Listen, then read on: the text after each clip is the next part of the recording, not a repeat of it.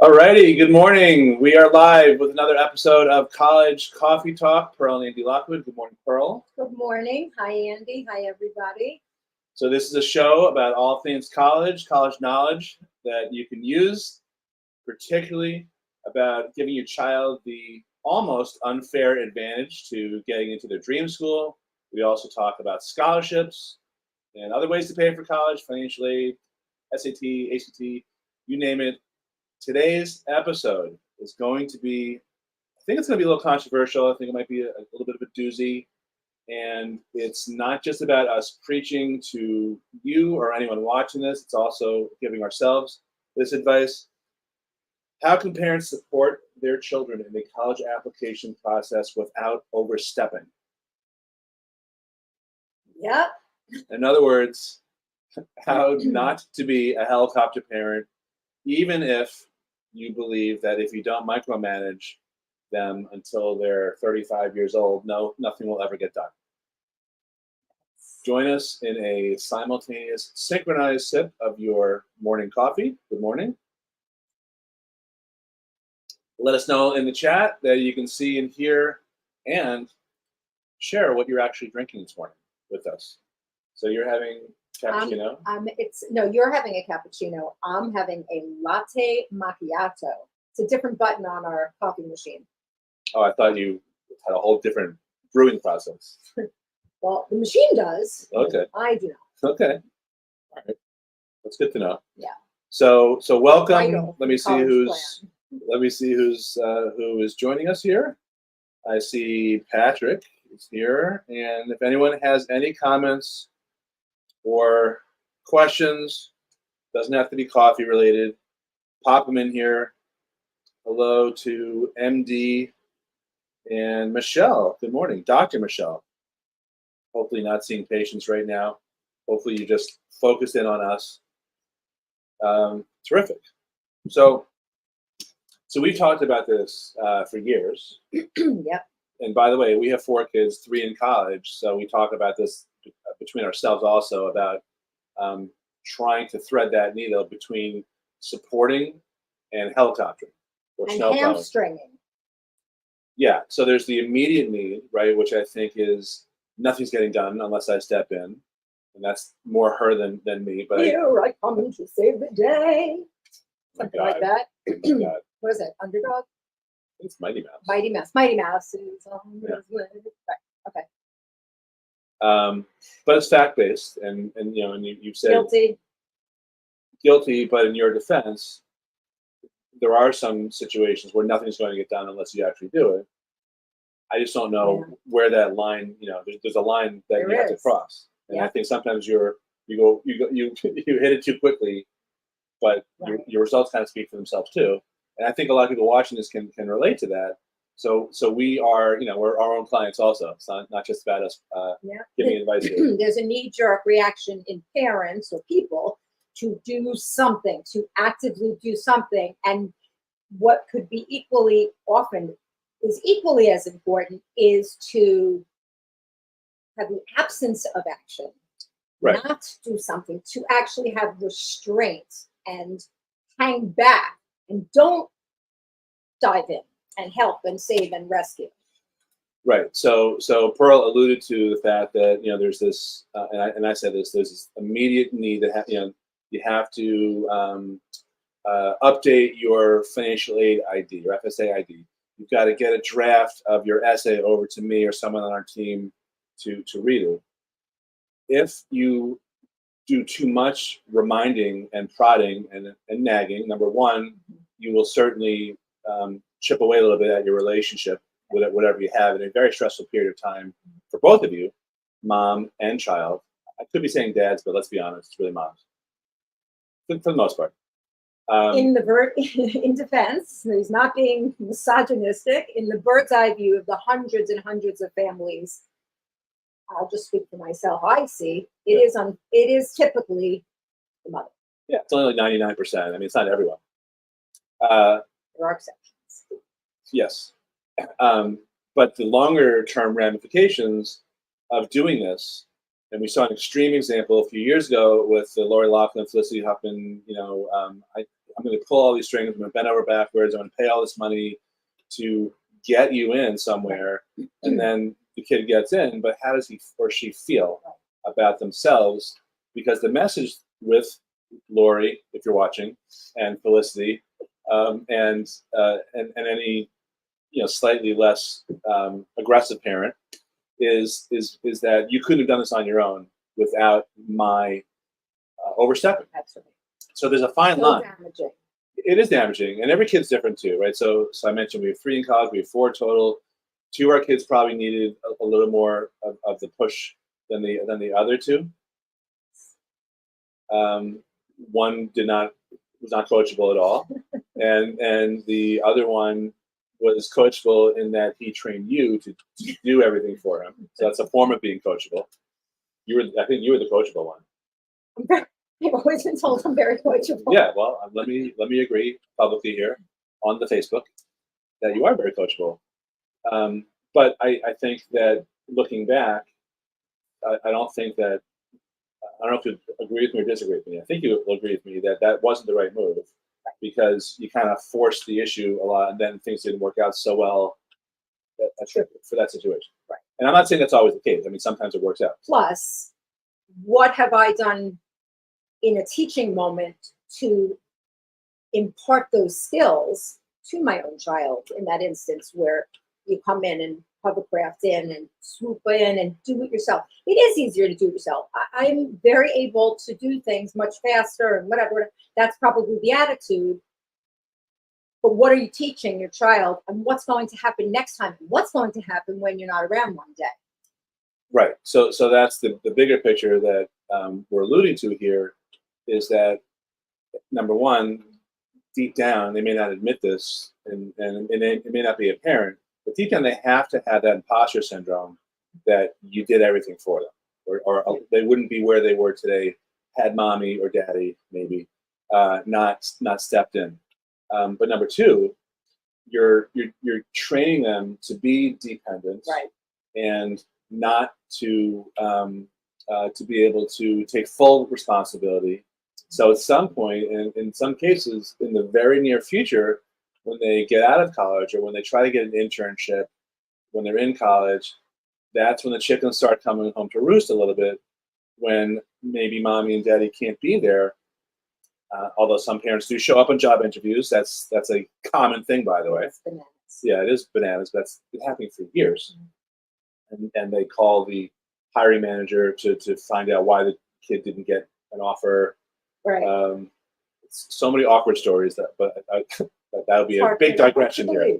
Hard to believe, and hard for me not to tell them here. Right. So what you're doing is you're sort of retarding their development into responsible adults. Yeah. And that is not what we want. Even if the tendency is to, and I get this, is to like, I want to do the best for you. I want to hire a firm like Lockwood College Prep, or I want to hire special this and special that. If you have the wherewithal to do that, and that's fine. But then there's a line where it's easy to cross because of that very, I think, admirable impulse that we all want to do the best for our kids. So one example that I'm seeing right now as we record this, we're live now, but as we record this, August 26th, which is 2 days after Pearl's birthday. Happy birthday to Pearl. Thank you. Did you have a nice birthday? I had a great birthday. Okay, enough about your birthday. You. Okay. So much pressure every year. I just can't describe it, but I'm glad it worked out for both of us. Anyway, I am buttocks deep in reviewing essays, and I have to tell you that, and I feel I myself am guilty of this. There is another line here to cross between helping with an essay versus rewriting it. Mommying an essay? Mom GPT or Chat GPT or any GPT that's out there. Yeah. Right. But I'll, as someone who reviews final drafts that our team of editors works on, it's very hard sometimes to find that balance between wanting the essay to be the best it can be and having it sound like a child actually wrote it. because I can write what I think would be a pretty persuasive essay, but I'm a recovering attorney and I've been a college advisor for 20 something years. And the kids that we work with will work with one of our editors who's usually some, super genius from Princeton or Brown or Yale or, very, high end editors in most cases, not always, that that are very capable of writing those caliber types of essays, but they're not. It shouldn't sound like someone else wrote it. And then when a parent gets involved, or when a parent and an aunt and a neighbor And a neighbor teacher, right, who an English teacher. and now you've got a committee of shadow editors. The guy at the deli has an opinion. Then it doesn't sound like anyone wrote it, and that's a big overstepping, not just by parents but anyone. So I can't tell you there's an exact formula for everyone in terms of helping with essays. What we try to recommend for every kid is, like, if I'm sitting down with someone for the first time, I will brainstorm the essay topic with them. Then there's usually at least 2 or 3 different directions to go. There might be 2 or 3 prompts to write to, and then I'll get the student writing on that essay, and then she'll come back and I'll make a few comments. Sometimes that's good enough to turn over to one of our editors. Sometimes it needs a little bit more work just to hone in on the right message. I'm not doing any editing. I'm just thinking strategically and trying to draw out what's going to be important for the students to tell about themselves when they submit an application. And then what I say is, look, go off and work with Joe. That we actually have somebody named Joe who's a professional. It's not made up for the story. No, exactly. Yeah, Joe, real name Joe. And Sounds real. and do a few. He is so real. He's an artiste. Sometimes he gets a little artsy. Yeah. Joe C. That's funny. But he's great. They're great. So because he really cares. He's really into every. It's like his whole career is writing on every child's essay. I kind of feel that way too. It is in and of itself a wonderful teaching moment, Yeah. because it's a big deal. So back to my advice. So what I'll say is, like, look, all right, go off, do some intermediate drafts with him, and then when you're ready, when you both have sort of signed off on it, then I and maybe your mom or your dad, or maybe 1 or 2 people that you trust, maybe they should read it, but not the intermediate drafts. Please don't let anyone see the intermediate drafts, because that's when too many chefs spoiled dish comes into effect, and it may seem like it's a good idea at the time, but I can swear to you here, to the gods of social media, to Mark Zuckerberg, to anyone who's listening, that never works. It never produces anything more than a big mess that has to be undone, a lot of stress, a lot of confusion, because you've got a bunch of different people tugging at you in different directions. That is terrible. But to be fair, your mom or your dad, if you're a student, they know you better than I ever will if I'm working with you or Joe or any of our editors. So someone who knows you very well should review this essay. Preferably it's the same person as someone who is a decent reader and writer, not someone who has ill-formed opinions based on God knows what. Yeah. All right. So so I see a lot of questions and comments. People joining us here. If you have any thoughts, this would be a magnificent time to mention. So I already said hello to Michelle, Dr. Michelle, who is not one of the people I'm talking about. Congratulations. Probably because she has a real profession and she is busy and she trusts professionals that she hires.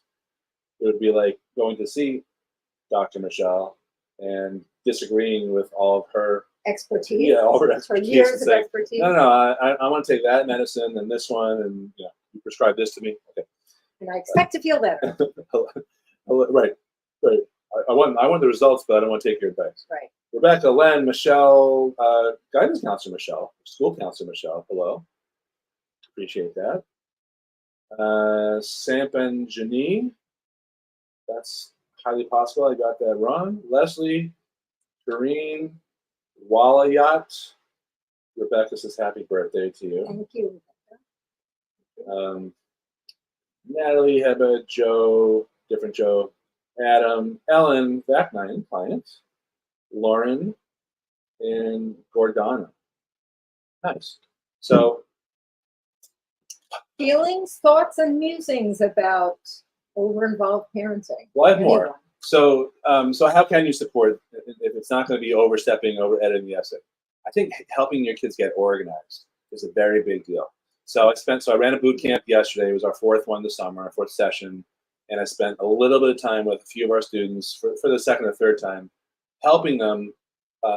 In the Common App, it actually there's a function that you can't really see too easily. So I helped show them this hidden secret function. After you load up your colleges in the Common application and you indicate how you're applying to each college, whether it's early decision, early action, regular decision, or whatever the other options are, that's when you'll see all of the deadlines, regular decision, early action, early decision, whatever. And then the hidden little function there, I can't really describe this too well because I'm not doing a screen share and you might be listening to this on our podcast or something. But in the upper right, there's a sort by, and it says college name. You can toggle that, and it'll say by deadline date. So that is really important. So if you know your deadlines, and I suggest you know this in September, okay, at the latest. And then you see how many supplemental essays you have to write. So a different task I have all of our kids do is go into the Common application, find the supplemental essays, which, by the way, another side note, but this is important. You might look at in the Common application and you look at your specific college that you've loaded up there, and it'll probably say, this college does not have a writing supplement. But if you go into that particular college's section and you click on questions, that's where you might find, in 400 words or less, describe what community you're from. That sounds a lot like a writing supplement to me. So you got to do one extra step of digging. You find each of those supplemental questions, you cut and paste them all onto one Google Doc in order of your priority and in order of deadline. You put the deadline there before each prompt that you've cut and pasted, and you put the word count there, and then you can see, number one, how many colleges have basically the same essay, like about diversity or community or whatever. So you might be able to use one essay for 5 colleges. Number two, you get a chance to map out, okay, school starting September 3rd. We're going to get really busy by October 3rd in school. You've got 16 essays to write. That means in about 4 to 5 weeks, you've got to have a minimum of 4 essays per week done. How can, do you agree, child, son or daughter? Yeah, okay, that makes sense. Okay, if that's not happening, if you fall off, how can I support you? How can I help you? Do you want me to remind you about this? Do you not? Some kids will be like, nah, stay away, I'm going to do it myself. And then you might say in response, okay, well, if you don't do this by yourself by this deadline, then what should happen? So they've got to take ownership of this. And that's a big deal too, because when you're too much of a helicopter or snowplow parent or a hovercraft or whatever the latest terms are, what also happens is the child becomes less of an owner of the process, because they're like, okay, well, my mom's taking care of this. It's not my thing. Applying to college is your thing. Applying to college is about putting on the big boy pants, the big girl pants, and growing up. So yeah, a lot of kids and adults, frankly, need help getting organized. So I think that's an acceptable area, but that's a lot different than writing their essays for. There's also a big issue with inaction amongst students in many regards. So there's almost like some false sense of safety and, if I just do nothing, it will sort of work out. This goes to not only during the application process of, knowing your deadlines, by which financial aid needs to be submitted, your application deadlines for admission, how you're applying, all of that. But then once you're enrolled in school, here's another issue that sometimes happens when students start in college. As they embark, let's say they become overwhelmed in a particular class and they're not quite sure how to approach the teacher or and again, this inaction occurs where, I'll just bury my head in the sand like an ostrich so that the world around me is not really happening in my head, but it is.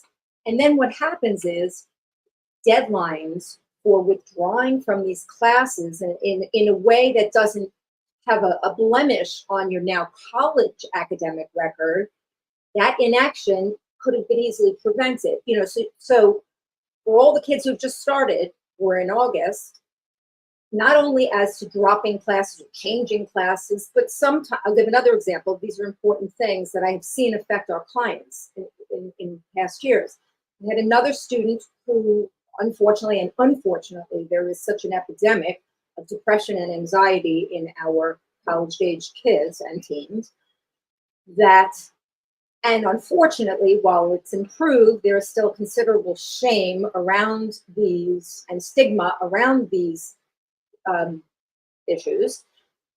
And then again, let's say a student, understandably, for the first time, away from home, away from anything that's secure, and gets into a bind, be it anxiety, depression, in a class, what have you, and then just shuts down with massive inaction and fails to avail themselves of resources that they're paying for at the institution that would help out in a situation like this. I had a student last year pursuing a nursing degree and unfortunately just fell so prey to depression, and the advice he got from his parents, and unfortunately they didn't communicate this to me until it was too late, but it was like, don't say anything about your depression, don't tell your teachers, they'll hold it against, don't tell the school, don't tell anybody. And what happened was the kid was kicked out of the program, and now it was final and too late, and the school wouldn't write him a recommendation for another program.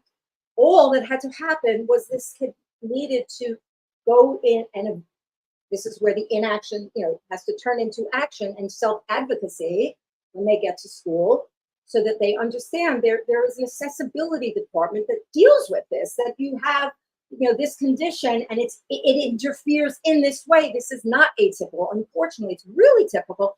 But the difference in this instance, where there was inaction or action, it could have spared, there would have been some solution that would have not, while this kid was suffering as he was, been obligated academically. Maybe he could have withdrawn and then come back the next semester after he got the care he needed.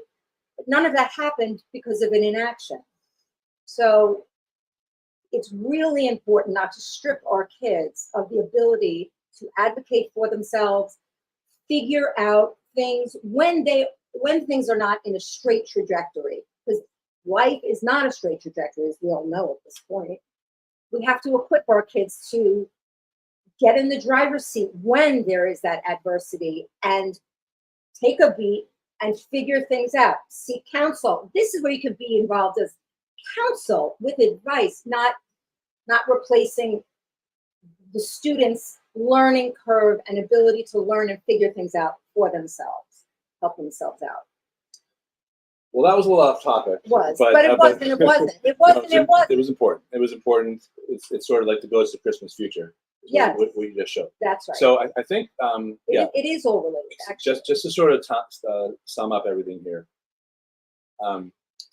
letting your kids take ownership, it doesn't always work out, but you got to try that. And I think the important thing is for them to understand, even if you have to say it very bluntly to them, is that doing all this stuff, getting out in front, being proactive, taking responsibility, understanding your deadlines, mapping out a plan, that's in their best interests. It's not necessarily a mommy or a daddy thing. It's this is for you. This is for your growth. This is for you to be successful, not just in the college application process, but in your life, like Pro was alluding to.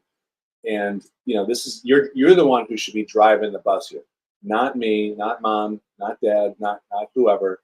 And if they can buy into that, at least conceptually, to understand just, again, just from the narrow topic of today in the college application process, I think every kid would agree that they put more time in on their essays and their applications, they're going to produce better drafts and better results than if they rush everything together at the last minute because they had their head buried in the sand. Yeah. Or they think avoidance. Yeah, they think somehow ChatGPT is going to swoop in and create a great essay for them with a few keystrokes. It doesn't work that way, at least today. Here's the other thing: through the process of one's own legitimate production, toiling, working that process, when they're actually doing it and they come out on the other side, that is intrinsic, internal, not from the outside world, happiness and validation, for real, and a true antidote to depression and anxiety, generally speaking. Well, you accomplish things. And Yeah. so the more you accomplish, the better you feel, and the And more, success, Yeah. and then the more Right. willing you are to take those risks and go forward from there. yeah. And the opposite is if mommy and daddy takes care of that for you, and you don't accomplish everything on your own, then all these horrible things will happen at some point Yeah. in your life. All right, so we're going to wrap up here. I see one more question, which is off topic, but that is okay. The topic, It is. is Anything you guys want to know. Yeah. And hello to Margarita, Irene, MD, Jomo, that's cool, Marcelo, and Trish's question is, a different college counselor mentioned online that a class of 2025 students already received their acceptance. Is this broadly for sports, or are schools already accepting class of 2025 students? Yeah, I mean, a bunch of the big state universities are rolling admissions, so that's probably what that is, probably in the South, if I had to guess. Yeah. The athletes don't actually get admitted officially until everyone else does, but they might have a commitment. Likely letter. Right? Yeah, likely letter or a commitment or something, but it's probably not an athlete. All right, young lady, anything else? Nope, but we welcome your questions, comments, topics of interest. Doesn't have to be when we actually host college coffee talk Mondays, but all week we will check back. If there are topics you're interested in hearing us discuss, please pop them in our chat, and yeah, so this is take going them on. out. This is going out to our various social places like TikTok and YouTube and Instagram and whatever. So we will be checking those. So what I recommend, if you like what we're talking about and you're not getting this information anywhere else, which I know is the case, then subscribe and you will never miss out in the future. And wherever you're watching this or listening to this, post your comment, and we're happy to address it. Have a great week. Oh wait, we're gonna be off next week. It's Labor Day. Ooh, Right? It's already, isn't it? Yeah. Yeah. Yeah. Have a great 2 weeks. We're gonna All be right. off relaxing, Enjoy. maybe on the golf course, feeling bad about our golf game. Okay. Have a great week. Now I have to do this. Hold on. Awkward. Have a great week. And have a great week.